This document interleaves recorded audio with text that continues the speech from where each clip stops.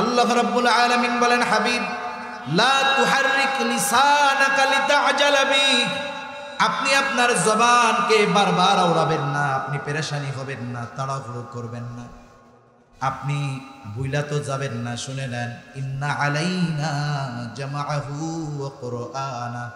আপনি মনে করতেছেন আপনি যদি ভুলে যান, না পড়েন, তাহলে মনে হয় কোরআন হারায়া যাবে। না না, ইন্না আলাইনা জামাআহু ওয়া কুরআনা, এই কোরআন আপনাকে পড়ায়া দেওয়ার, এই কোরআন সংরক্ষণ করার জিম্মাদারি আমি আল্লাহ।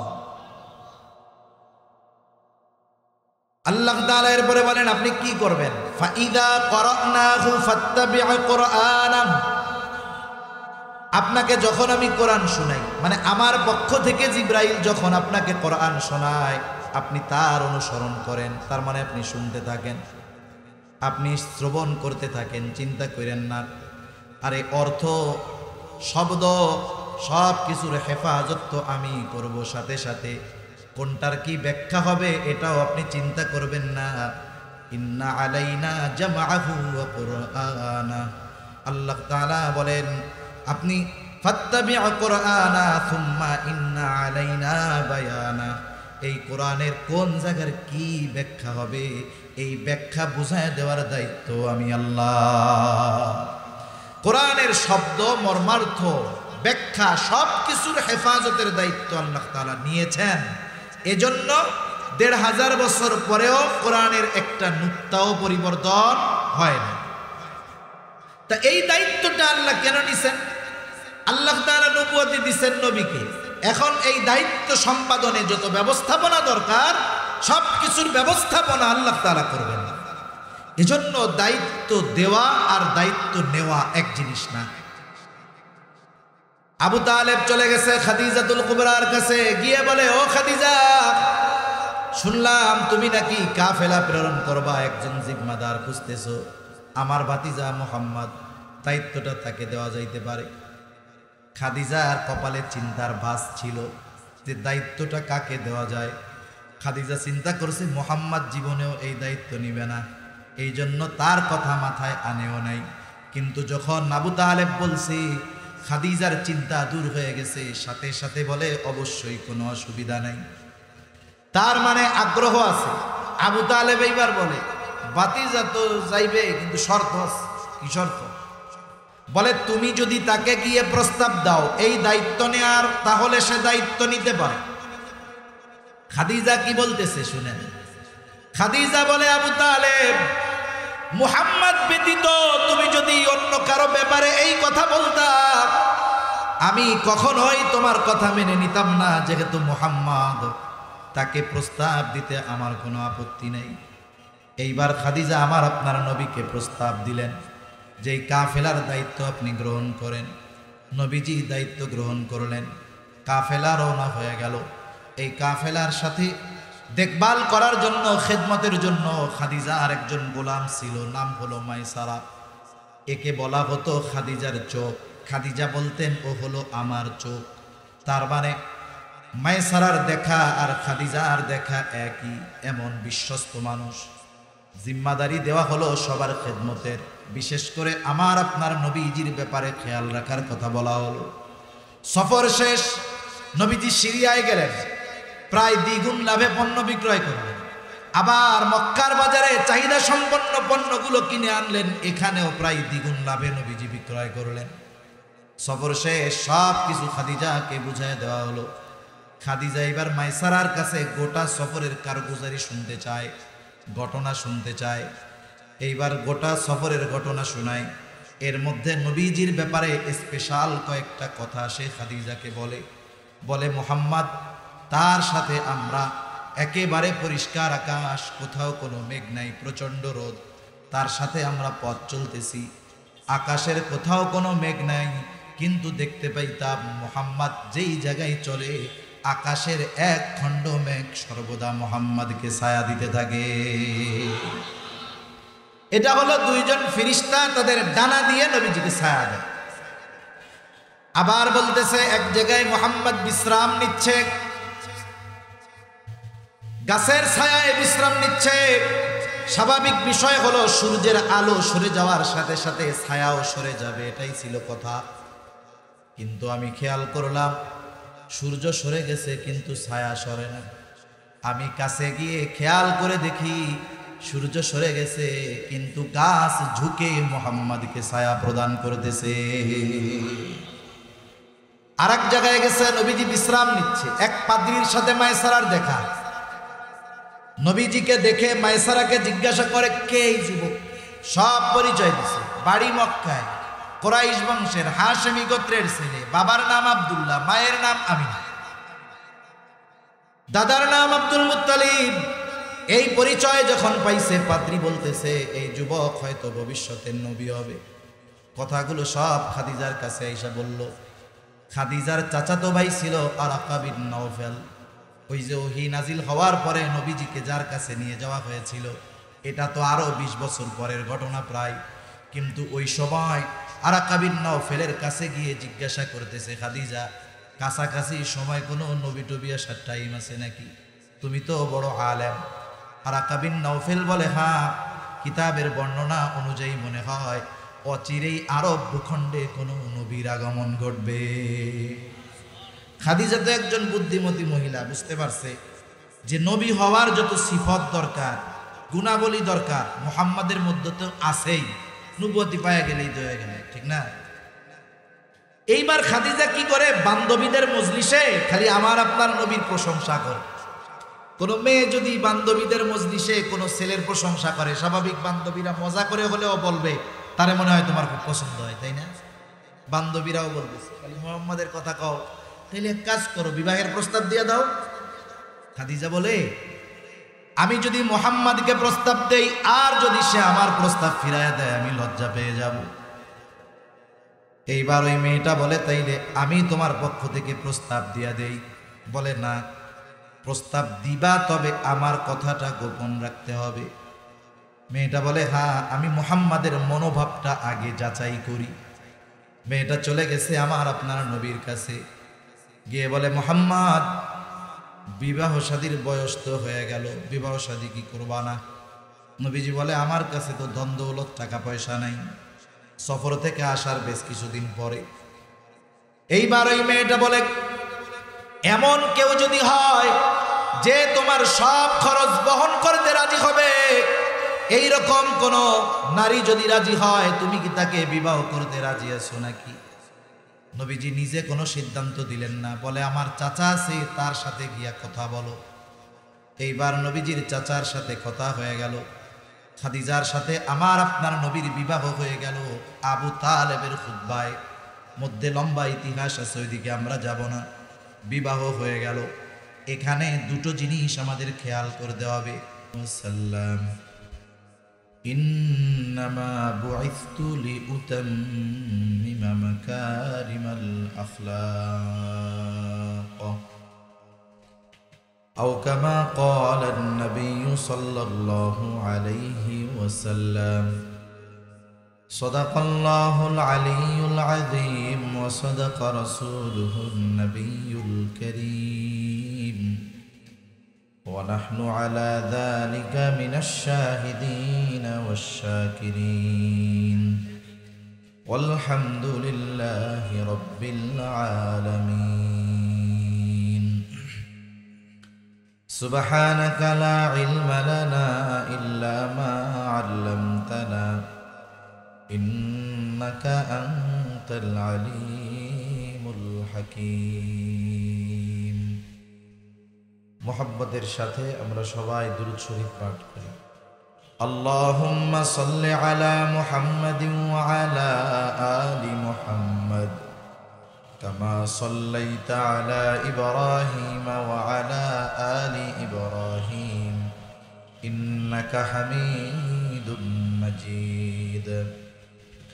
اللهم بارك على محمد وعلى آل محمد كما باركت على إبراهيم وعلى آل إبراهيم إنك حميد مجيد. لا إله إلا الله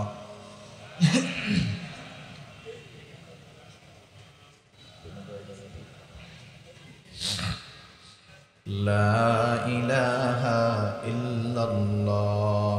একটু জবান খুলে জিকির করি আমরা।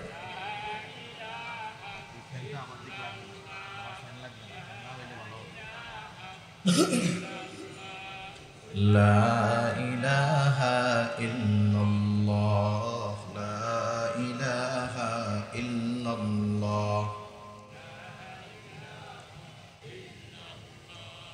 লা ইলাহা ইল্লাল্লাহ, মুহাম্মাদুর রাসূলুল্লাহ সাল্লাল্লাহু আলাইহি ওয়াসাল্লাম। বাংলাদেশের রাজধানী ঢাকা, মিরপুর 1, শাহ আলী থানাধীন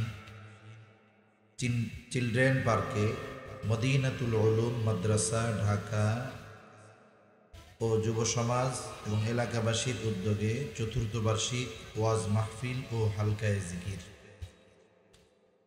আজকের এই ওয়াজ মাহফিল ও হালকায়ে জিকিরের সম্মানিত শ্রদ্ধেয় সভাপতি, প্রধান অতিথি, বিশেষ অতিথিবৃন্দ সহ সম্মানিত শ্রদ্ধেয় উলামায়ে কেরাম, সামনে উপস্থিত মুরব্বিয়ানে কেরাম, সমবয়সী যুবক বন্ধু, স্নেহের ছোট ভাই, মাইকের আওয়াজ যত দূরে যায় পর্দার অন্তরালে অবস্থানরত সম্মানিতা শ্রদ্ধা মা ও বোন,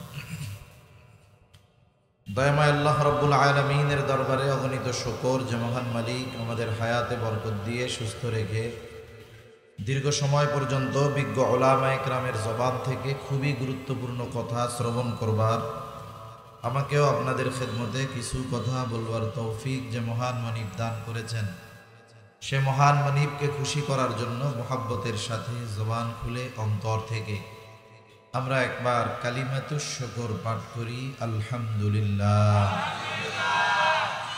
অগণিত দুরুদ ও সালাম সাইয়্যিদুল আম্বিয়া, আশরাফুল আম্বিয়া, খাতামুল আম্বিয়া, ইমামুল মুরসালিন, রহমাতুল লিল আলামিন, মুহাম্মাদুর রাসূলুল্লাহ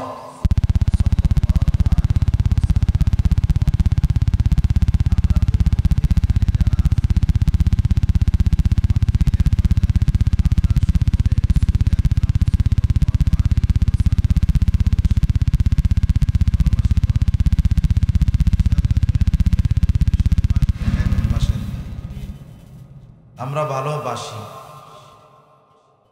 কারণ রাসূলুল্লাহ সাল্লাল্লাহু আলাইহি ওয়াসাল্লামকে ভালোবাসা, একজন যদি দাবি করে আমি ইমানদার কিন্তু রাসূল সাল্লাল্লাহু আলাইহি ওয়াসাল্লামকে ভালোবাসে না, কোনো কথা নাই, নিঃসন্দেহে সে বেঈমান, কোনো সন্দেহ নাই। আমরা রাসূলুল্লাহ সাল্লাল্লাহু আলাইহি ওয়াসাল্লামকে নিয়ে কিছু কথা বলবো। তার আলোচনা শুধু যে ওয়াজ মাহফিলে আমরা করি তা না, তার আলোচনা স্বয়ং আল্লাহ তাআলা করেন, সুবহানাল্লাহ। কোথায় যাবেন? ইমানদার যদি হতে চায় তাকে ছাড়া সম্ভব না, কোনো ইবাদত তাকে ছাড়া সম্ভব নয়। আল্লাহ তাআলা সব জায়গায় তার আলোচনা রাখছেন, শুধু তাই না, তার আলোচনাকে আল্লাহ তাআলা সমুন্নত করেছেন। আল্লাহ বলেন, ওয়ারাফা'না লাকা যিকরাক, আমি আপনার স্মরণ, আপনার আলোচনাকে সমুন্নত করে দিয়েছি। যেখানেই আল্লাহর আলোচনা সেখানেই মুহাম্মাদুর রাসূলুল্লাহ সাল্লাল্লাহু আলাইহি ওয়াসাল্লামের আলোচনা। কেউ যদি ঈমান আনতে চায়, সে যত বিশ্বাসের সাথে লা ইলাহা ইল্লাল্লাহ বলুক না কেন, সে যদি মুহাম্মাদুর রাসূলুল্লাহ সাল্লাল্লাহু আলাইহি ওয়াসাল্লাম এই অংশের উপরে ঈমান না আনে, বলেন তো লা ইলাহা ইল্লাল্লাহ বলার দ্বারা সে কি ঈমানদার হতে পারবে? পারবে না। তাহলে ঈমানের মধ্যে নবীজির আলোচনা, আওয়াজ পরিবর্তন হয়ে গেল কেন? না না, যেরকম ছিল এরকমই থাক। তাহলে ঈমানের মধ্যে নবীজি আবার বেশি হয়ে গেল। তাহলে ঈমানের মধ্যে রাসূলুল্লাহ সাল্লাল্লাহু আলাইহি ওয়াসাল্লামের আলোচনা। আমলের কথা বলেন, আমলের মধ্যে নবীজির আলোচনা আছে না নাই? ঈমানের পরে সবচাইতে গুরুত্বপূর্ণ ইবাদত হলো নামাজ। যখন কোনো নামাজের সময় হয় আজান দেওয়া হয়। আজান, বলেন তো আজানের মধ্যে আমার আপনার নবীজির আলোচনা আছে না নাই? কেমন ভাবে নবীর আলোচনা চলে? গোটা পৃথিবীর একটা মুহূর্ত বাদ যায় না যেই সময় আল্লাহর নামের সাথে আমার আপনার নবীজির নাম উচ্চারিত হয় না, এমন একটা সময়ও বাদ যায় না। যেমন আমাদের বাংলাদেশের কথা হিসাব করেন, বাংলাদেশের একেবারে শেষ প্রান্ত দক্ষিণ পূর্ব কর্নারে আছে হলো সেন্ট মার্টিন দ্বীপ, আর উত্তর পশ্চিম কর্নারে আছে পঞ্চগড়, একবারে শেষ মাথা, 0 পয়েন্ট। সময়ের ব্যবধান কত, রাস্তার দূরত্ব না, সময়ের ব্যবধান। সেন্ট মার্টিন থেকে একেবারে উত্তর পশ্চিম কর্নারে সময়ের ব্যবধান 17 থেকে 18 মিনিট। তার মানে ওইখানে যখন মাগরিবের ওয়াক্ত হয়, আজান দেওয়া হয়, তার 18 মিনিট পরে গিয়ে পঞ্চগড়ে আজান দেওয়া হয়। এই 18 মিনিট সময়টা বন্টন হয়েছে কোথায়? বলে এই রাস্তায়, টেকনাফ থেকে নিয়ে, সেন্ট মার্টিন থেকে নিয়ে একবারে উত্তরবঙ্গের শেষ মাথা পর্যন্ত।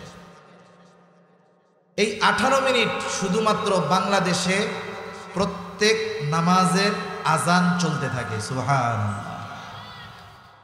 স্বাভাবিক নামাজ শুরু হয় ফজর দিয়ে। ইন্দোনেশিয়ায় সর্বপ্রথম ফজরের আজান হয়, ওয়াক্ত হয়, শুরু হয়। এই আজান গোটা পৃথিবীতে একটানা 9 ঘন্টা চলে। কয় ঘন্টা? এরপরে অটোমেটিকলি আবার জোহরের রক্ত শুরু হয়ে যায়। মানে বাই রোটেশন। এমন একটা সময় নাই, এমন একটা মুহূর্ত নাই আল্লাহর নামের উচ্চারণ হয় না, এমন একটা সময় নাই আমার আপনার নবীজির নাম উচ্চারিত হয় না। সুবহান। এখন নামাজ পড়তে বসছেন, নামাজের মধ্যে নবীজির নাম, নবীজির প্রতি দুরূদ আছে না নাই? কেউ যদি ইচ্ছা করে বাদ দিতে থাকে, নামাজ থাকবো? এখন আল্লাহ তাআলার কাছে একটু কিছু চাইতে মন চায়, দোয়া করতে মন চায়। এখন যদি এই দোয়াটা কবুল করাতে হয়, যদি চিন্তা করেন দোয়া করবো, এই জায়গায় নবীর শানে দুরূদ পাঠ করার কি দরকার, বাদ দেই, বলেন তো ওই দোয়া আল্লাহর কাছে কবুল হবে? হবে না। তাহলে রাসূল আকরাম সাল্লাল্লাহু আলাইহি ওয়াসাল্লাম আমাদের জীবনের প্রতিটা পরতে পারতে পারতে থাকার দরকার ছিল, ঠিক কিনা? কিন্তু আমাদের ব্যর্থতা, আমরা রাসূল আকরাম সাল্লাল্লাহু আলাইহি ওয়াসাল্লামের যতটুকু মুহাব্বত আমাদের কাছে হক ছিল নবীজির, আমরা আদায় করতে পারি না। এজন্য যে কথার থেকে গেলাম, নবীজির আলোচনা ছাড়া, নবীজির মুহাব্বত ছাড়া আল্লাহ তাআলার কাছে ঈমানও গ্রহণযোগ্য হয় না। সেই নবীজির ব্যাপারেই আমরা অল্প সময় কিছু আলোচনা করব। অনুরোধ থাকবে, যদি নবীর মুহাব্বত অন্তরে থাকে ধৈর্যের সাথে একটু বসে থাকবো ইনশাআল্লাহ। বলেন তো আপনারা যদি সবাই মিলে আমারে কর যে হুজুর আজকে সারা রাত আপনারা এখানে থাকতে হবে, বলেন তো আমি কি থাকবো? 1 ঘন্টা 1 ঘন্টা এর মধ্যে শেষ, আমরা কেউ সারা রাত থাকবো না। এজন্য আলোচনাগুলো একটু খেয়াল দিয়ে শুনবো, মনে রাখার কথাগুলো মনে রাখার চেষ্টা করবো, আল্লাহ তৌফিক দান করেন। আমি যে আয়াতখানা আপনাদের খেদমতে তিলাওয়াত করেছি, আয়াতে কারিমার মধ্যে আল্লাহ তাআলা বলেন, লাকাদ কানা লাকুম ফি রাসূলিল্লাহি উসওয়াতুন হাসানাহ। আল্লাহ রাব্বুল আলামিন বলেন, রাসূলের জীবন আদর্শের মধ্যে তোমাদের জন্য উত্তম আদর্শ রয়েছে। রাসূল আকরাম সাল্লাল্লাহু আলাইহি ওয়াসাল্লাম, তার আদর্শ হলো সার্বজনীন এক আদর্শ। কেউ যদি বেঈমান এই আদর্শকে গ্রহণ করে তাহলে তার দুনিয়া কামিয়াব হয়ে যায়। আর যদি কোনো ঈমানদার নবীজির আদর্শকে ধারণ করতে পারে তাহলে তার দুনিয়া আখিরাত উভয় জাহান কামিয়াব হয়ে যায়। রাসূলুল্লাহ সাল্লাল্লাহু আলাইহি ওয়াসাল্লামের চারিত্রিক বৈশিষ্ট্যগুলো আলোচনা লম্বা সময় নিয়ে করা যাবে। নবীজির চরিত্রের বৈশিষ্ট্য কেমন, আমার আপনার নবীজির চরিত্রের সত্যায়ন আল্লাহ তাআলা করেছেন নবুয়তির পর। কিন্তু আমার আপনার নবীজির চরিত্রের সৌন্দর্যের সত্তা নবুয়তির বহু আগেই করে রাখছে। এমনটা নয় যে আমার আপনার নবীর চরিত্র নবুয়তির পরে দামি হয়েছে, নবুয়তির আগে দামি ছিল না, বিষয়টা এমন নয়। বরং আল্লাহ তাআলা আমার আপনার নবীর চরিত্রকে কেমন করে হেফাজত করেছেন। আমার আপনার নবীজির নবুয়তির পরে শরীয়তে ইসলামে যেই বিষয়গুলো হারাম করা হয়েছে, নিষিদ্ধ করা হয়েছে, আমার আপনার নবী নবুয়তির আগে ওই ধরনের কোনো কাজ তার দ্বারা কখনোই সংগঠিত হয় না। যেমন শরীয়তে মদ হারাম, মদ কি বলেন তো? হারাম। নবুয়তির পরপরই মদ হারাম হয়েছে তা না, নবুয়তের পরে 4 ধাপে আল্লাহ তাআলা মদকে হারাম করছে। তাহলে বোঝা গেল নবুয়তির পরেও কিছুদিন মদ খাওয়া জায়েজ ছিল। নবুয়তির পরে নবীজির মদ পান এটা তো বহুদূর, নবুয়তির আগেও কোনোদিন আমার আপনার নবী মদ পান করে নাই, মদের পাত্র আমার আপনার নবী স্পর্শ করেন নাই। আল্লাহ তাআলা ওই সমস্ত বিষয় থেকে নবীজিকে হেফাজত করেছেন। নবুয়তির পরে যেই বিষয়গুলোকে নিষিদ্ধ করা হয়েছে, কেন করা হয়েছে? কারণ নবুয়তির আগে যদি আমার আপনার নবীর মাধ্যমে ওই কাজগুলো সংগঠিত হইতো, তাহলে হয়তো আমার আপনার নবীকে বলতো, মুহাম্মদ তুমিও তো এক সময় এই ধরনের কাজগুলো করেছ। এই কথাটা বলারও সুযোগ আল্লাহ তাআলা দেন না। নবীর চরিত্র নবুয়তির আগেও যেমন পরেও তেমন, তবে তফাৎটা কোথায়? তফাৎটা হলো, একটা উদাহরণ দিলে বুঝতে সহজ হবে, একটু খেয়াল দিয়ে কথাগুলো শুনলে আরো সহজ হবে বুঝতে। মনে করেন একটা লোক সৌদি আরব থেকে একটা স্বর্ণের বার কিনে এনেছে, বার বা বিস্কিট যা আপনি বলেন না কেন, এই স্বর্ণের বার সে বাড়িতে এনে ঘরের মধ্যে আলমারির মধ্যে রেখে দিয়েছে 10 বছর। 10 বছর পরে যখন সে ওই স্বর্ণের টুকরাটা বারটা বের করবে, বলেন তো যখন সে বাজার থেকে দোকান থেকে স্বর্ণের বার কিনেছিল ওই সময় যেই উজ্জ্বলতা ছিল 10 বছর পর সেই উজ্জ্বলতা থাকবে নাকি? উজ্জ্বলতা নাই ঠিক, কিন্তু দাম কি কমে গেছে? দাম কমে নাই, হয়তো উজ্জ্বলতা কম। স্বর্ণকারের কাছে গিয়ে যদি অ্যাসিড পানির মধ্যে একটা চুবনি দেওয়া হয় আবার চকচক করতে থাকবে। নবীজির নবুয়তের আগের চরিত্রটা হলো ওই রকম, ওই সময়ও স্বর্ণ পরেও স্বর্ণ, তবে নবুয়তির পরে কেমন হইল? স্বর্ণ যেমন অ্যাসিড পানি দিয়ে ধোয়ার কারণে তার উজ্জ্বলতা বেড়ে যায়, দাম কমে বাড়ে না, উজ্জ্বলতা বাড়ে। আমার আপনার নবীকে আল্লাহ তাআলা নবুয়ত দেওয়ার মাধ্যমে চরিত্রের উজ্জ্বলতা এত বাড়ায় দিয়েছেন। আগে যেই চরিত্রের মাধুর্যতায় মুগ্ধ ছিল মক্কাবাসী, আর নবুয়তির পরে নবীজির ওই চরিত্রের মাধুর্যতায় মুগ্ধ হয়ে গেছে গোটা বিশ্ববাসী। এমন এক চরিত্র আল্লাহ তাআলা আমার আপনার নবীকে দান করছে। নবুয়তির আগে আমার আপনার নবীকে কেমনে আল্লাহ তাআলা হেফাজত করেছেন নবীজি বলেন, একবার মক্কার মধ্যে একটা বড় বিবাহের আয়োজন হলো। মক্কার সব মানুষ ওই জায়গায় গেছে, বিবাহ অনুষ্ঠান। বিবাহের মূল আকর্ষণ হলো রাত্রে খাওয়া দাওয়ার পরে সারা রাত ব্যাপী নাচ গানের অনুষ্ঠান হবে।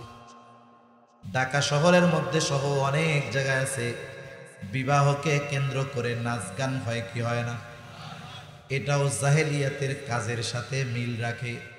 যারা প্রকৃত ঈমানদার তাদের বিবাহ অনুষ্ঠানে এই ধরনের গুনার কাজ কখনোই হতে পারে না।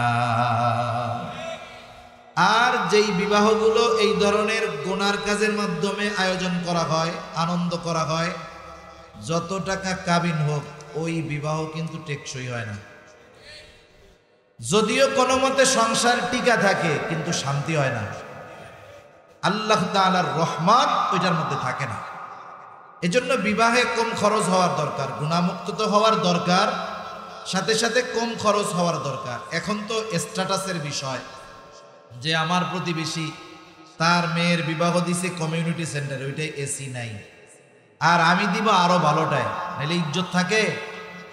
অথচ নবীজি সাল্লাল্লাহু আলাইহি ওয়াসাল্লাম বলেন, ইন্না আ'যামান নিকাহি বারাকাহ আইসারুহা মাউনা। যেই বিবাহে খরচ কম ওই বিবাহে বরকত তত বেশি। সুবহানাল্লাহ।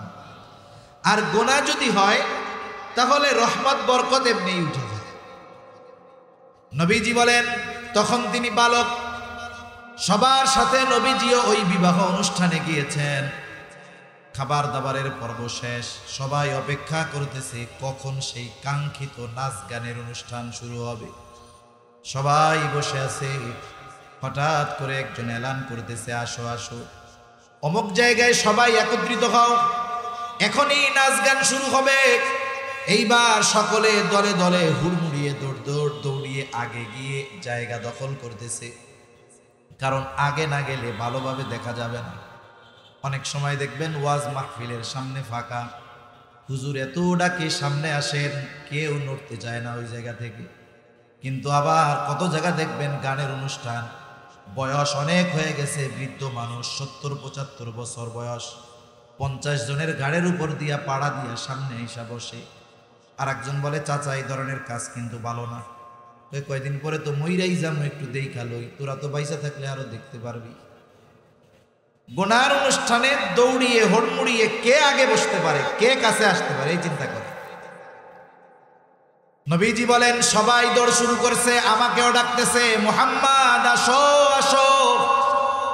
নবীজি বলেন, তারা তো আমাকে ডাকতেছে, এদিক দিয়ে আমার দু চোখ জুড়ে ঘুম চলে আসছে। তারা আমাকে রেখে চলে গেল, আমি বাড়ির এক পাশে ঘুমায় পড়লাম, শুয়ে পড়লাম। আমি ঘুমিয়ে পড়েছি, কোনো খবর আমার নাই। সারা রাত অতিবাহিত হয়ে গেছে।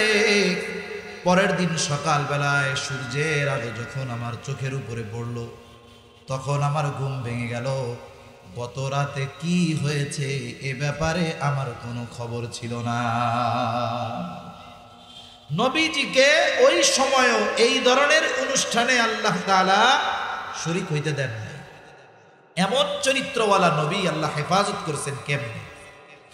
আমার আপনার নবীকে হত্যার চেষ্টা করছে, একবার দুইবার না, অনেকবার। নবীজি নামাজ পড়তেছে, সেজদায় গেছেন, উটের নাড়ি ভুড়ি নবীজির উপরে চাপায় দেওয়া হয়েছে যাতে করে নবীজি মারা যায়। গলার সাথে কাপড় শক্ত করে পেঁচায় ধরা হয়েছে যেন শ্বাসরুদ্ধ হয়ে মারা যায়। আরবের সব গোত্রের মানুষ একত্রিত হয়ে প্রত্যেক গোত্র থেকে এক একজন প্রতিনিধি নিযুক্ত করেছে আমার আপনার নবীকে হত্যা করার জন্য। যদিও তা হত্যার অপচেষ্টা করেছে, কিন্তু আমার আপনার নবীর চরিত্রের ব্যাপারে অপবাদ দেওয়ার দুঃসাহস তারা কখনো করতে পারে না। নবীজির চরিত্র এত সুন্দর, পর্যন্ত নবীজির ব্যাপারে এই কথা বলতে পারে নাই মুহাম্মদ জীবনে দুই একটা মিথ্যা কথা কইছে, এই কাজটা করছে, এমন কোনো কথা বলতে পারে না। মানুষদের থেকে আমার আপনার নবীকে ঠেকায় রাখার জন্য অথবা মানুষদেরকে নবীর থেকে ঠেকানোর জন্য নবীর ব্যাপারে তারা 4টা শব্দ বেশি ব্যবহার করে। কয়টা শব্দ? 4টি শব্দ। যখন রাসূল সাল্লাল্লাহু আলাইহি ওয়াসাল্লাম প্রকাশ্যে দ্বীনের দাওয়াত দেওয়া শুরু করছেন, চিন্তা করলো হজের মৌসুম, ওই সময়ও পৃথিবীর বিভিন্ন প্রান্ত থেকে মানুষ হজের মৌসুমে আসতো, বাইতুল্লাহ আসতো। ওই সময়ও বাইতুল্লাহর শান মান আজমত ছিল, হজ ছিল, কিন্তু পদ্ধতিটা তারা বানায় নিয়েছিল। আর তারা চিন্তা করতেছে পৃথিবীর বিভিন্ন প্রান্ত থেকে মুহাম্মাদের কাছে মানুষেরা আসবে, হজে আসবে। এরা যদি মুহাম্মাদের খোঁজ পায়, মুহাম্মাদের কাছে যায়, না জানি মুহাম্মদ তাদেরকে তার দলে ভিড়ায় নেয়। এজন্য কি করতে হবে? আগের থেকে মানুষগুলো শহরে ঢোকার আগেই তাদেরকে সতর্ক করে দিতে হবে। যেমন প্রত্যেকটা শহরে ঢোকার এক একটা মূল রাস্তা আছে না? আমাদের ঢাকা ঢোকার মূল রাস্তা একটা গাবতলি দিয়া, একটা পোস্তগোলা দিয়ে, বাবুবাজার দিয়ে, আর একটা যাত্রাবাড়ি ওই দিক দিয়ে, আর একটা ওই দিক দিয়ে সেই টঙ্গী ওই দিক দিয়ে। এইরকম মক্কায় প্রবেশের যতগুলো রাস্তা আছে, প্রত্যেক রাস্তার মুখে কুরাইশরা প্রতিনিধি পাঠায় দিছে। কি করবে তারা? মানুষ যখন আসবে শহরে প্রবেশের আগেই তাদেরকে সতর্ক করে দিয়ে বলবে, এই শোনো, মক্কায় একজন মানুষ আছে, তার নাম হলো মুহাম্মদ। খবরদার তার ধারে কাছে তোমরা ভিড় বানা, সে কিন্তু একজন পাগল। আরেক প্রবেশদ্বারে আরেক গ্রুপকে দাঁড় করায় দিছে। সে উঁচু আওয়াজে আগন্তুকদেরকে মেসেজ দিচ্ছে, এলান করতেছে, শোনো, মক্কায় একজন মানুষ আছে, তার নাম হলো মুহাম্মদ। খবরদার তোমরা তার কাছে যাবা না, সে কিন্তু একজন গণক। আরেক প্রবেশদ্বারে আরেক গ্রুপ দাঁড়ানো মানুষ আসে, আর সে এলান করে বলে, শোনো, মক্কায় একজন মানুষ আছে, তার নাম হলো মুহাম্মদ। খবরদার তার কাছে তোমরা যাবা না, সে কিন্তু একজন কবি। আরেক প্রবেশদ্বারে আরেক গ্রুপ দাঁড়ানো, তারা বলতেছে, শোনো, মক্কায় একজন মানুষ আছে, তার নাম হলো মুহাম্মদ। খবরদার তার কাছে তোমরা যাবা না, সে কিন্তু জাদুকর। এই চারটি শব্দ নবীজির ব্যাপারে তারা ব্যবহার করত, কিন্তু এই চারটি বিষয় কোনো ব্যক্তির চারিত্রিক অধঃপতনের কারণ হতে পারে না। এগুলোর দ্বারা কারো চারিত্রিক বৈশিষ্ট্যের ব্যাপারে অপবাদ অথবা চারিত্রিক কোনো বিষয়ের দুর্বলতা বোঝায় না। তা মানুষ যারা আসতেছিল এরা তো কেউ মুহাম্মদকে চিনতই না। প্রথম তো নামটা মানুষের কানে পৌঁছানোর দরকার, ঠিক না? আল্লাহ কাদের দিয়া পৌঁছাইছে? এখন সবাই আসছে, সবার মুখে এক আওয়াজ, মুহাম্মদ কে রে? সে নাকি কবি, সে নাকি জাদুকর। সবাই চিন্তা করতেছে, এটা তাইলে তো ছোটখাটো জাদুকর না, এটা তো ছোটখাটো কবি না, এটা তো ছোটখাটো গণক না, এ পাগল তো তাইলে বড় পাগল, এইটারে আগে দেখতে যাইতে হবে। ওরা চিন্তা করছে নবীজির কাছে যেন ওরা না ভিড়ে। মুহাম্মদ এই শব্দটা প্রত্যেকের কর্ণকুহরে জবান দিয়েই আল্লাহ পৌঁছায় দিয়েছে। এই জন্য আল্লাহ তাআলা অনেক সময় এর দ্বারাও দ্বীনের খেদমত নেয়। আবু তালেব ইসলামের জন্য তার যেই অবদান, নবীর প্রতি তার যে সহানুভূতি, সাহায্য, আমার মনে হয় আমাদের ইসলামের ব্যাপারে আমরা যে সহযোগিতা করি, সারা পৃথিবীর মানুষের সহযোগিতা একদিকে রাখলে আবু তালেবের সহযোগিতাকে যদি একদিকে রাখা হয়, আবু তালেবের সহযোগিতা ওজন বেশি হয়ে যায়। বলতে গেলে আমার আলোচনা অন্যদিকে চলে যাবে, আমি ওইদিকে যাব না। তো সবাই চিন্তা করতেছে মুহাম্মদরে খুঁজে বের করার দরকার। এরা ঠেকাইতে চাইছে, এখন দলে দলে খুঁজে মুহাম্মদ কোথায়। কেউ যায় কবিতা শোনার জন্য, কেউ যায় জাদু দেখার জন্য, কেউ বা কবিতা শোনার জন্য, কেউ বা পাগল দেখার জন্য, কেউ বা গণক মনে করে যায়। কিন্তু আমার আপনার নবী পাগলও নয়, গণকও নয়।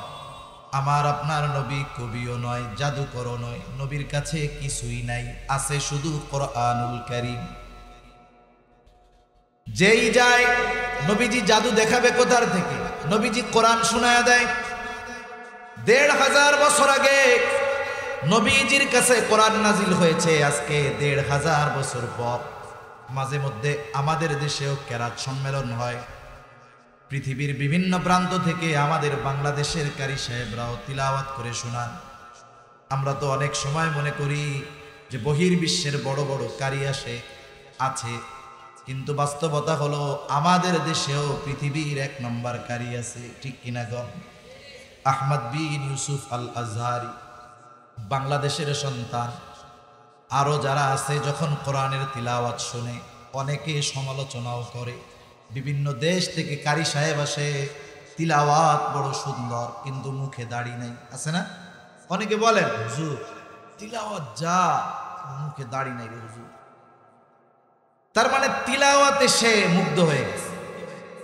যখন কারি সাহেবানরা তিলাওয়াত করেন ১৫০০ বছর পরে, তিলাওয়াত যখন করে, ওই তিলাওয়াত যখন একজন সাধারণ মানুষ শোনে, যে কোরআন পড়তেও পারে না, বোঝা তো বহু দূরের কথা, কি বলতেছে তাও বোঝে না, কিন্তু ওই তিলাওয়াত তার হৃদয়ে এমন ভাবে রেখাপাত করে, সে আবেগ আপ্লুত হয়ে পড়ে।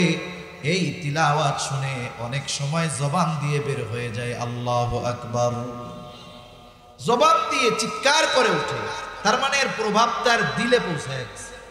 ১৫০০ বছর পরে একজন শোনাচ্ছে, তাতে এই অবস্থা।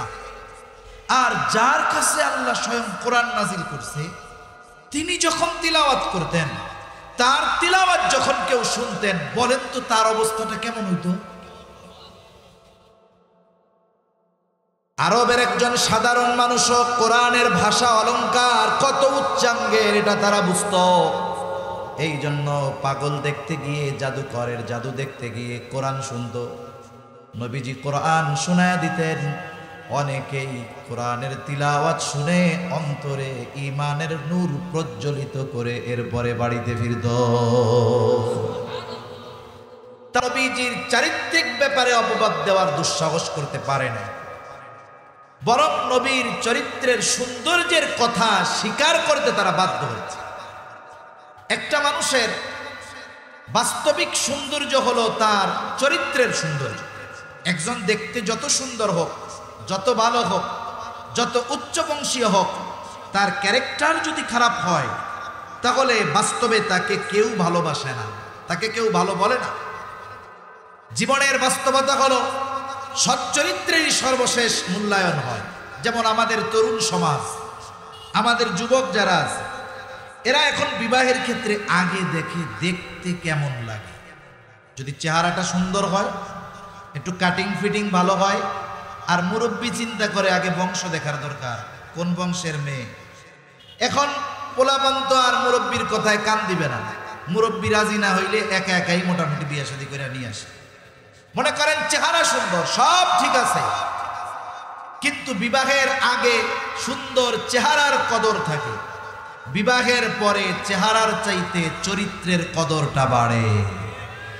এজন্য অনেক মানুষ আছে যে সুন্দরী স্ত্রী ঘরে আছে, শান্তি নাই। কই হুজুর চেহারা সুন্দর কিন্তু চরিত্র ওর চাইতে বেশি খারাপ, এজন্যই তো শান্তি নেই। এজন্য চরিত্রের অনেক দাম। আর একটা মানুষের সৎ চরিত্রের যত দিক আছে, এর মধ্যে সবচাইতে উত্তম দিক হলো সত্যবাদিতা। আমার আগে হযরত তাকওয়ার কথা বলেছেন, তাকওয়ার কথা, খোদা বিরুদ্ধার কথা।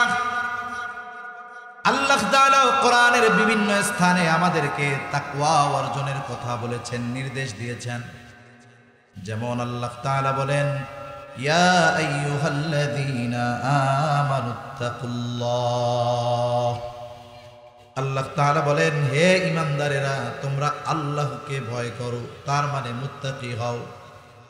এখন আপনি যদি আল্লাহ তাআলাকে প্রশ্ন করেন, আল্লাহ আমরা যে মুত্তাকি হব কিভাবে হব, এর জবাবও আল্লাহ তাআলা দেন। মুত্তাকি হওয়ার যতগুলো প্রসেস আল্লাহ তাআলা বলেছেন, এর মধ্যে অন্যতম পদ্ধতি নির্দেশনা হলো আল্লাহ তাআলা বলেন, ওয়াকুনু মা'আস সাদিকিন, সত্যবাদীদের সঙ্গে হয়ে যাও।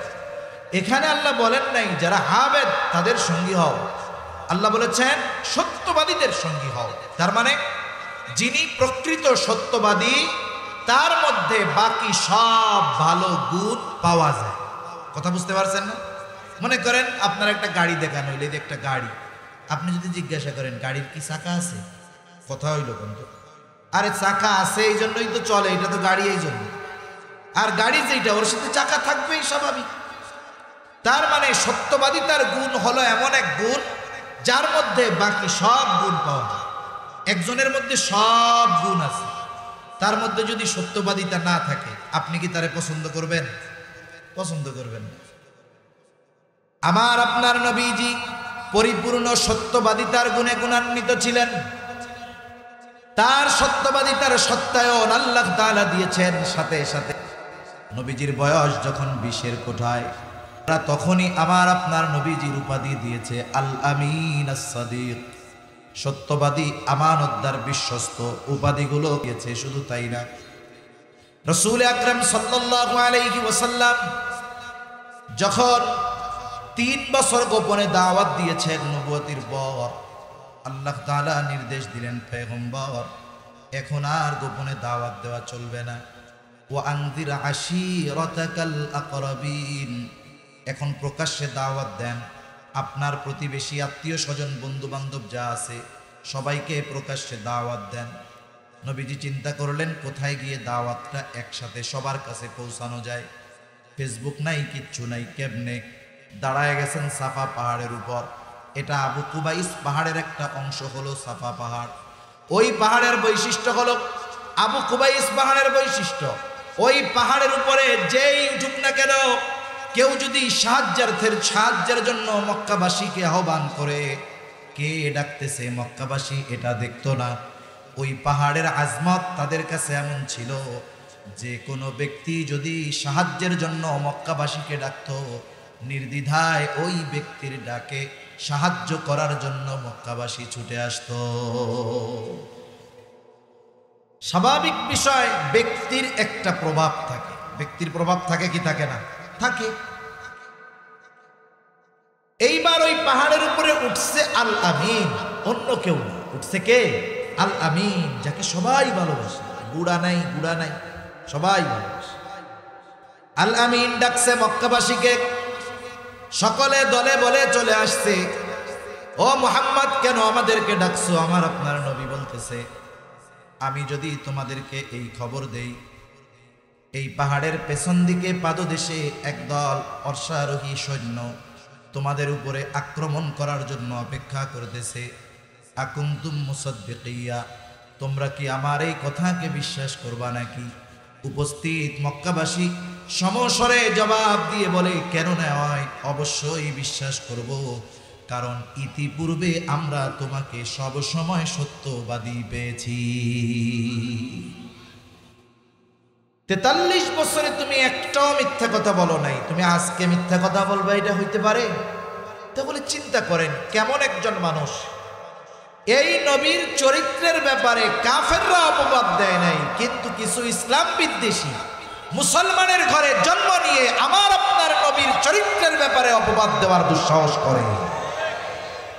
মনে রাখতে হবে, এটা আমার মতো মোল্লা না যে অপবাদ দিলে সম্মান কমে যাবে। মনে করেন একজন আমারে মহব্বত করে, আমার কথাই কইতেছে, এখন সে মহব্বত করে আমাকে, কিন্তু তার কাছে একজন বিশ্বস্ত মানুষ আমার ব্যাপারে কোনো অপবাদ দিল। অপবাদ কি? যেই অপরাধ বা যেই খারাপ কাজ আমি করি নাই, এইটা আমার নামে বইলা চালায় না। আমরা মানুষ, স্বাভাবিকভাবে কি হবে, ওই ব্যক্তির সাময়িকভাবে হলেও চিন্তা করবে, এটা হইলেও হইতে পারে, মানুষ তো পাওয়া যায় না, ঠিক কিনা বলে? যদি এক দলের মধ্যেই কথা বলে যারা সবাই আমার, আর উম্মতের এই জুলুমের কারণে নবীর প্রতি ভালোবাসা বাড়তে থাকে, ঠিক কিনা বলে? নবীর মুহাব্বত, নবীর ভালোবাসা, এটা মুমিনের অন্তরে বাড়ে। আর নবীজির অপবাদ দেওয়ার মাধ্যমে নবীজির সম্মান কমানোর কোনো সুযোগ নাই। এরপরেও কাফেররা নবীর ব্যাপারে কি অপবাদ দেয়, ইসলাম বিদ্বেষীরা কি দেয়, কাফেরদের চাইতে মুসলমানের ঘরে জন্ম নেওয়া নবীর ব্যাপারে অপবাদ দেওয়ার দুঃসাহস করে বেশি। অপবাদগুলোর মধ্যে একটা বলে যে মুহাম্মদ 25 বছরের যুবক 40 বছরের খাদিজাকে বিবাহ করেছে সম্পদের লোভে, নাউজুবিল্লাহ বলেন। অথচ ইতিহাস বলে এমনটা নয়, আমার আপনার নবী খাদিজাকে বিবাহের প্রস্তাবই দেন নাই, বরং খাদিজার পক্ষ থেকে আমার আপনার নবীকে বিবাহের প্রস্তাব দেওয়া হয়েছে। খাদিজাতুল কুবরা রাদিয়াল্লাহু তাআলা আনহা নবীজির সাথে বিবাহের আগে ওনার 2 জন স্বামী ইন্তেকাল করেছেন। ওনার বয়স 37 বছর। ওই সময় তিনি আরবের একজন প্রসিদ্ধ ব্যবসায়ী, তিনি একজন বুদ্ধিমতী বিদুষী নারী ছিলেন। অনেক বড় বড় রাজা বাদশাহ সম্পদশালী মানুষ বিবাহের প্রস্তাব দিয়েছে, উনি ফিরায় দিয়েছেন। উনি দৃঢ় প্রতিজ্ঞাবদ্ধ হলেন যে বাকি হায়াত উনি এমনিই কাটায় দিবেন, বিবাহ শাদী করবেন না। ব্যবসা চলতেছে, একজন প্রসিদ্ধ ব্যবসায়ী হয়ে গেছেন। ওনার বয়স তখন 37, আমার আপনার নবীর বয়স তখন 22। খাদিজাতুল কুবরা রাদিয়াল্লাহু তাআলা আনহা তার ব্যবসার সবচাইতে বড় কাফেলা প্রেরণ করবেন সিরিয়ায়। ওনার ব্যবসা ছিল এক্সপোর্ট ইম্পোর্টের ব্যবসা। মক্কার যেই জিনিসগুলোর চাহিদা সিরিয়ার বাজারে আছে, এইগুলো মক্কা থেকে সিরিয়ায় পাঠাইতেন। এই পণ্যগুলো ওইখানে বিক্রয় করবার পর সিরিয়ার যেই পণ্যগুলোর মক্কায় চাহিদা আছে, ওইগুলো কিনে আনাইতেন, আইনা মক্কার বাজারে বিক্রয় করাইতেন। এই কাফেলার জন্য একজন বিশ্বস্ত মানুষ দরকার, যে আমানতদারিতার সাথে এই কাফেলা পরিচালনা করবে। মক্কার মধ্যে খবর পড়ে গেছে যে খাদিজা এইরকম বড় একটা কাফেলা প্রেরণ করবে, একজন দায়িত্বশীল মানুষ সে খুঁজতেছে। ওই বছর মক্কায় একটু দুর্ভিক্ষ ছিল। আবু তালেব চিন্তা করলো, ভাতিজা মুহাম্মদকে যদি দায়িত্ব দিয়ে পাঠানো যায় তাহলে তো ভালোই হবে। আমার আপনার নবীর কাছে এসে আবু তালেব প্রস্তাব দিচ্ছে, মুহাম্মদ, খাদিজা তো তার কাফেলার জন্য একজন জিম্মাদার খুঁজতেছে, তুমি গিয়া বলো যে তুমি এই কাফেলার দায়িত্ব নিতে চাও। তুমি যদি দায়িত্ব নিতে চাও তাহলে খাদিজা তোমাকে দায়িত্ব দিবে। আমার আপনার নবী বললেন, চাচা, আমি নিজে যেচে দায়িত্ব নিব না। খাদিজা যদি আমাকে দায়িত্ব নেওয়ার প্রস্তাব দেয় তাহলে আমি বিষয়টা ভেবে দেখব। একটা হলো দায়িত্ব চাইয়া নেওয়া, আর একটা হলো দায়িত্ব চাপায়া দেওয়া। তফাৎ আছে না নাই? মনে করেন যে কোনো এক কাজের জিম্মাদারি, এদিকে একটা কাজ হবে, আমি গিয়া বড় গলায় কইলাম যে দায়িত্বটা আমারে দেন, আমি এইটা করব। এখন দায়িত্বটা চাইয়া নিলাম, কাজটা করতে গিয়ে আমি ব্যর্থ। আপনারা কি করবেন? জামাতের সাথে বলবেন, হুজুর কাম কাজ পায় না, চাইয়া আবার দায়িত্ব নেই। কিন্তু আমি দায়িত্ব নিতে চাই না, আপনারা সবাই আমারে চাপাই দিচ্ছেন দায়িত্ব, হুজুর করেন, আমরা আছি। এখন ওই দায়িত্ব পালনে আমি ব্যর্থ হইলাম। আপনারা কিছু বলার আগে উল্টা আমি জোর গলায় বলবো, দায়িত্ব দিচ্ছেন কেন? নিতে চাইছিলাম, ঠিক না? তার মানে দায়িত্ব চেয়ে নিলে কিছু বলার নাই, কিন্তু দায়িত্ব যদি চাপায়া দেওয়া হয় ওই দায়িত্ব পালনে আপনারা সহযোগিতা করবেন, এটাই স্বাভাবিক, ঠিক কিনা বলেন? চিন্তা থাকবে আমরা দায়িত্ব দিছি, নারে তো ফেল হইতে দেওয়া যাবে না। এই জন্য দায়িত্ব চেয়ে নেওয়া আর দায়িত্ব চাপায়া দেওয়া বা দায়িত্ব দেওয়া বিষয়টা এক নয়। পবিত্র কোরআনুল কারীমে একটা সূরা আছে, সূরার নাম হলো সূরা লোকমান। তিনি নবী ছিলেন না, তবে প্রজ্ঞাবান একজন ব্যক্তি ছিলেন। ওনার ব্যাপারে তাফসীরের মধ্যে আসছে, ওনাকে নবুয়াত এবং হিকমত এই দুটো থেকে একটা বেছে নেওয়ার সুযোগ দেওয়া হয়েছে। নবুয়াত কত মর্যাদাপূর্ণ বিষয়, প্রত্যেকটা নবী পরিপূর্ণ হিকমতওয়ালা, কোনো সন্দেহ নাই। কিন্তু তিনি জানার পরেও নবুয়াতকে গ্রহণ করেন নাই, হিকমতকে গ্রহণ করেছেন। মানুষেরা জিজ্ঞাসা করে, লোকমান, নবুয়াতের মতো মর্যাদাপূর্ণ বিষয় গ্রহণ করার সুযোগ থাকার পরেও কেন আপনি হিকমতকে গ্রহণ করলেন? কারণ আপনি যদি নবুয়াত গ্রহণ করতেন হিকমত অটোমেটিক পাওয়া যাইতেন, তাইলে নবুয়াত গ্রহণ করলেন না কেন?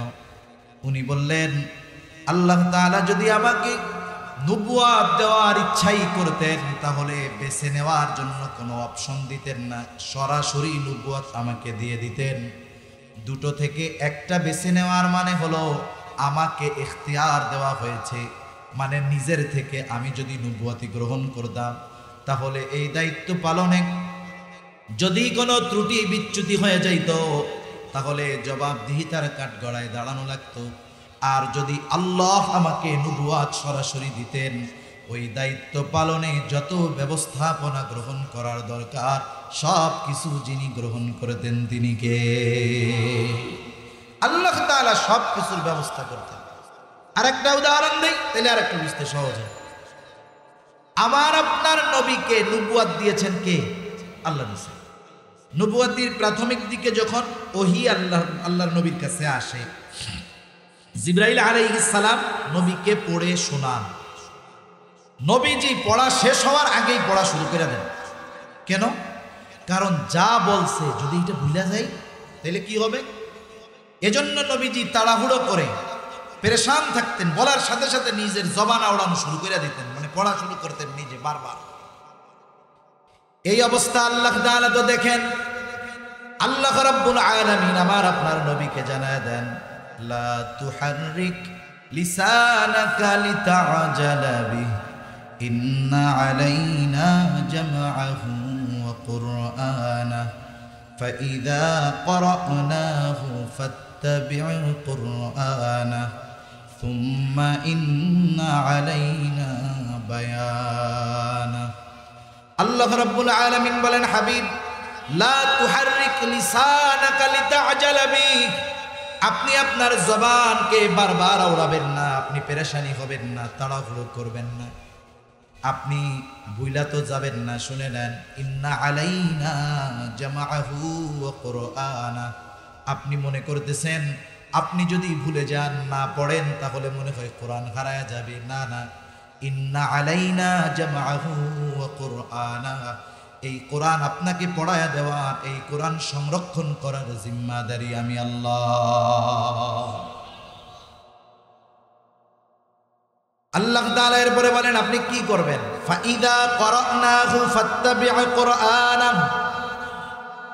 আপনাকে যখন আমি কোরআন শোনাই, মানে আমার পক্ষ থেকে জিবরাইল যখন আপনাকে কোরআন শোনায়, আপনি তার অনুসরণ করেন। তার মানে আপনি শুনতে থাকেন, আপনি শ্রবণ করতে থাকেন, চিন্তা করেন না।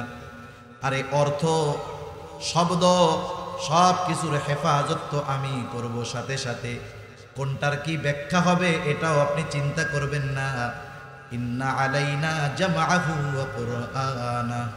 আল্লাহ তাআলা বলেন আপনি ফাত্তাবি' কুরআনা সুম্মা ইন্না আলাইনা বায়ানা। এই কোরআনের কোন জায়গার কি ব্যাখ্যা হবে, এই ব্যাখ্যা বুঝায় দেওয়ার দায়িত্ব আমি আল্লাহ। কোরআনের শব্দ, মর্মার্থ, ব্যাখ্যা সব কিছুর হেফাজতের দায়িত্ব আল্লাহ তাআলা নিয়েছেন। এজন্য ১৫০০ বছর পরেও কোরআনের একটা নুক্তাও পরিবর্তন হয় না। তা এই দায়িত্বটা আল্লাহ কেন নিছেন?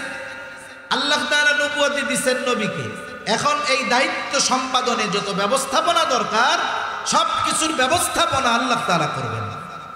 এজন্য দায়িত্ব দেওয়া আর দায়িত্ব নেওয়া এক জিনিস না। আবু তালেব চলে গেছে খাদিজাতুল কুবরার কাছে, গিয়ে বলে, ও খাদিজা, শুনলাম তুমি নাকি কাফেলা প্রেরণ করবা, একজন জিম্মাদার খুঁজতেছো। আমার ভাতিজা মুহাম্মদ, দায়িত্বটা তাকে দেওয়া যাইতে পারে। খাদিজার কপালে চিন্তার ভাঁজ ছিল যে দায়িত্বটা কাকে দেওয়া যায়। খাদিজা চিন্তা করছে মুহাম্মদ জীবনেও এই দায়িত্ব নিবে না, এই জন্য তার কথা মাথায় আনেও নাই। কিন্তু যখন আবু তালেব বলছে, খাদিজার চিন্তা দূর হয়ে গেছে, সাথে সাথে বলে অবশ্যই কোনো অসুবিধা নাই। তার মানে আগ্রহ আছে। আবু তালেব এইবার বলে, ভাতিজা তো যাইবে, কিন্তু শর্ত আছে। কি শর্ত? বলে তুমি যদি তাকে গিয়ে প্রস্তাব দাও এই দায়িত্ব নেয়ার, তাহলে সে দায়িত্ব নিতে পারে। খাদিজা কি বলতেছে শুনেন।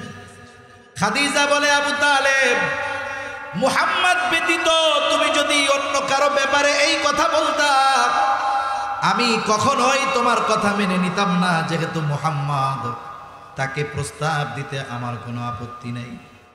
এইবার খাদিজা আমার আপনার নবীকে প্রস্তাব দিলেন যে কাফেলার দায়িত্ব আপনি গ্রহণ করেন। নবীজি দায়িত্ব গ্রহণ করলেন, কাফেলা রওনা হয়ে গেল। এই কাফেলার সাথে দেখভাল করার জন্য, খেদমতের জন্য খাদিজা আর একজন গোলাম ছিল, নাম হলো মাইসারা। একে বলা হতো খাদিজার চোখ। খাদিজা বলতেন ও হলো আমার চোখ। তার মানে মাইসারার দেখা আর খাদিজার দেখা একই, এমন বিশ্বস্ত মানুষ। জিম্মাদারি দেওয়া হলো সবার খেদমতের, বিশেষ করে আমার আপনার নবীজির ব্যাপারে খেয়াল রাখার কথা বলা হলো। সফর শেষ, নবীজি সিরিয়ায় গেলেন, প্রায় দ্বিগুণ লাভে পণ্য বিক্রয় করলেন।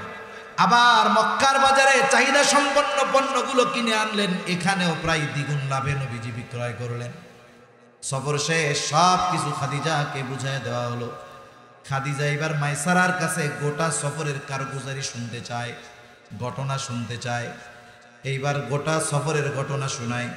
এর মধ্যে নবীজির ব্যাপারে স্পেশাল কয়েকটা কথা সে খাদিজাকে বলে মুহাম্মদ, তার সাথে আমরা একেবারে পরিষ্কার আকাশ, কোথাও কোনো মেঘ নাই, প্রচণ্ড রোদ, তার সাথে আমরা পথ চলতেছি।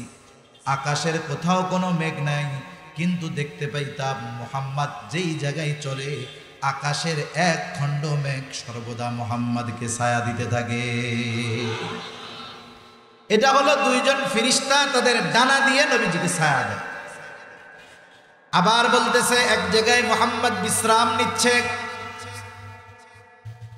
গাছের ছায়ায় বিশ্রাম নিচ্ছে।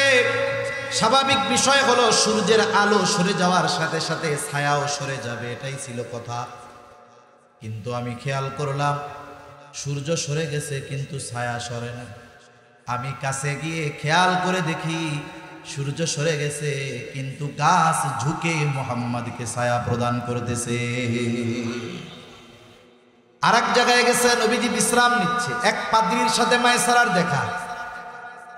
নবীজিকে দেখে মায়সারাকে জিজ্ঞাসা করে, কে এই যুবক? সব পরিচয় দিছে। বাড়ি মক্কায়, কুরাইশ বংশের, হাশেমি গোত্রের ছেলে, বাবার নাম আব্দুল্লাহ, মায়ের নাম আমিনা, দাদার নাম আব্দুল মুত্তালিব। এই পরিচয় যখন পাইছে, পাদ্রী বলতেছে এই যুবক হয়তো ভবিষ্যতের নবী হবে। কথাগুলো সব খাদিজার কাছে আইসা বলল।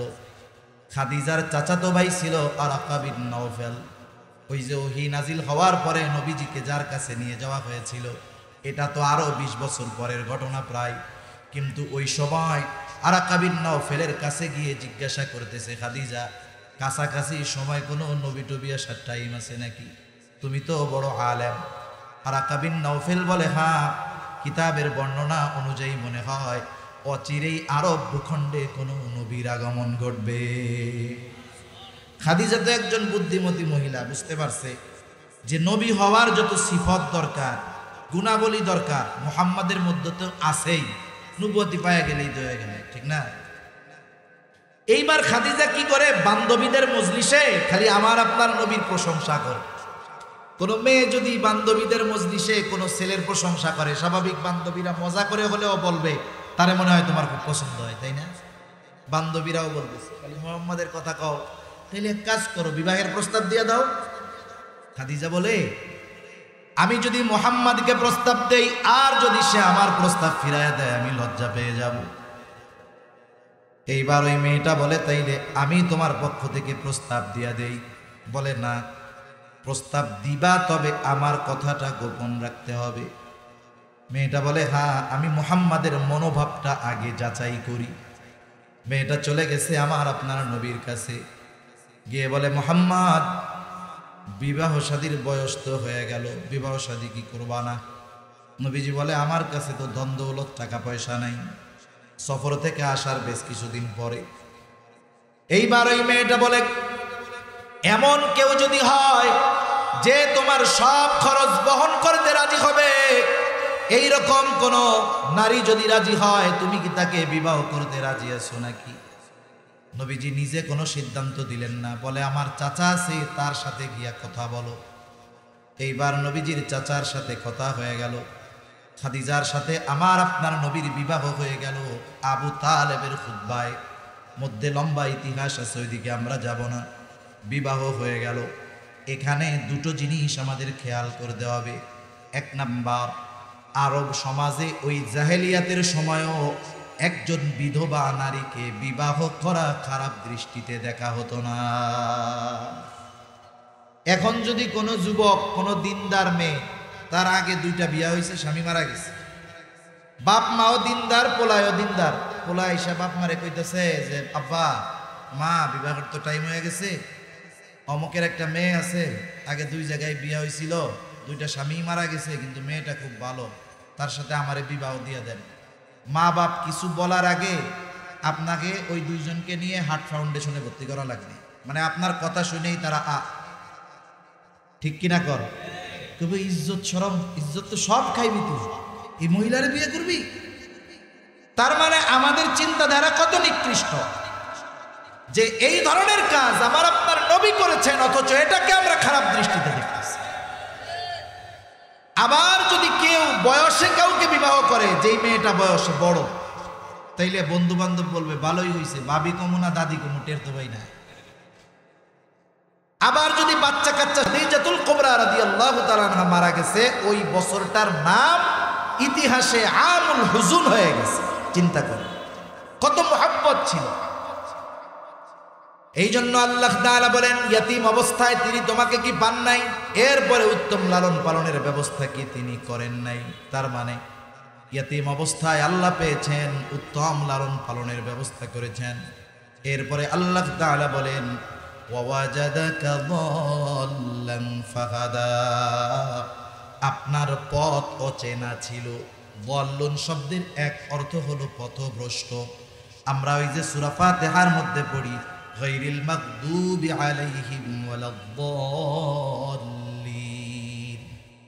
এখানে অর্থ পথভ্রষ্ট, কিন্তু এই জায়গায় কি পথ অচেনা। একটা হলো আপনাকে রাস্তা দেখায় দেওয়া হয়েছে, বলে দেওয়া হয়েছে, এরপরেও আপনি রাস্তা বাদ দিয়ে আর এক জায়গায় যান, এটা হলো পথ ভ্রষ্ট। আর একটা হলো রাস্তাই চিনে না, পথ অজানা, পথ সম্পর্কে অনবগত। আল্লাহ তাআলা বলেন আপনি পথ চিনতেন না, পথ অজানা ছিল, আমি আল্লাহ আপনাকে পথ চিনায় দিয়েছি। সুবহান। এরপরে আল্লাহ তাআলা বলেন ওয়াওয়াজাদাকা আইলান ফাআগনা, আপনি নিঃস্ব ছিলেন, রিক্ত হস্ত ছিলেন, আমি আল্লাহ আপনাকে ধনী বানায় দিয়েছি। এই আয়াতের তাফসীরে খাদিজাতুল কুবরা রাদিয়াল্লাহু তাআলা আনহার সাথে বিবাহের কথা বলা হয়েছে, বিবাহ সম্পাদিত হলো। এইবার খাদিজা আমার আপনার নবীকে বলে মুহাম্মদ, এতকাল আপনার সাথে আমার সম্পর্ক ছিল এক ধরনের, আজকে থেকে সম্পর্কটা আর এক ধরনের। আপনি শুনে নেন, আজকে থেকে আমি আপনার অধীনস্থ, যেহেতু আমি আপনার, আমার সব কিছুই আপনার, আমার যত সম্পদ আছে সব সম্পদের মালিকানা আমি আপনাকে দিয়ে দিলাম। এই সম্পদ আপনি যেখানে খুশি যেভাবে খুশি ব্যয় করবেন, কোনো অসুবিধা নাই। তাহলে আমার আপনার নবী সম্পদের লোভে খাদিজাকে, হয় না এরকম? সে ছেলে লালন পালন করতেছে, এখন এটা পালক পুত্র। এই পালক পুত্র যখন প্রাপ্তবয়স্ক হয়ে যাবে, তখন ওই যে পালক মা, এনার সাথে আর দেখা করতে পারবে না। তখন এনার সাথে এনার কি করতে হবে? পর্দা করতে হবে। যদি 2 বছরের আগে সন্তানটাকে আনে আর কোনোভাবে কারো সাথে দুধ সম্পর্ক হয়ে যায়, যেমন মনে করেন একজন মহিলা একটা ছেলেরে আনছে, বয়স 1.5 মাস 2 মাস, নিজের স্তনে দুধ নাই, কিন্তু বোনের সন্তান আছে, দুধ পান করে এরকম, এবার বোনের দুধ পান করাই দিছে, এক্ষেত্রে সম্পর্ক তো ভিন্ন হয়ে গেল। এখন ওই মহিলা ছেলে বড় হওয়ার পরেও তার সাথে কি সম্পর্ক হবে? এই যে তার দুধ মা হইল তার বোন, এই সম্পর্কের কারণে এখন সে তার সামনে যাবে, অসুবিধা নেই।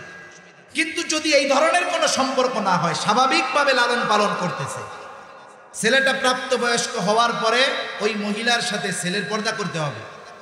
একটা মেয়ে লালন পালন করতেছে, দুধের কোনো সম্পর্ক হয় নাই, বড় হইছে, বাপ ছোটবেলা কোলে নিছে, আদর করছে, চুমা দিছে পালক পিতা। মেয়ে প্রাপ্তবয়স্কা হয়ে যাওয়ার পরে ওই মেয়ের সাথে এই বাবার পর্দা করতে হবে, কারণ দুধের তো কোনো সম্পর্ক হয় নাই।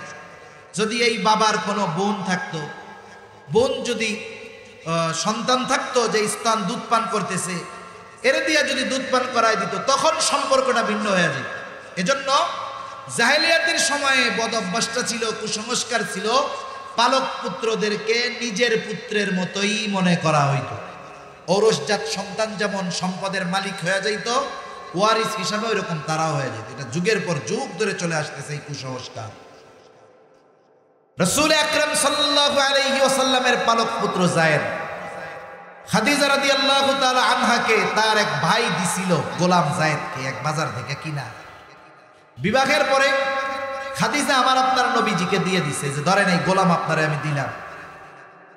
একটা সময় যায়েদের পিতামাতা খোঁজ পাইছে যে যায়েদ তো ওই মক্কার মুহাম্মদ সাল্লাল্লাহু আলাইহি ওয়াসাল্লামের কাছে আছে।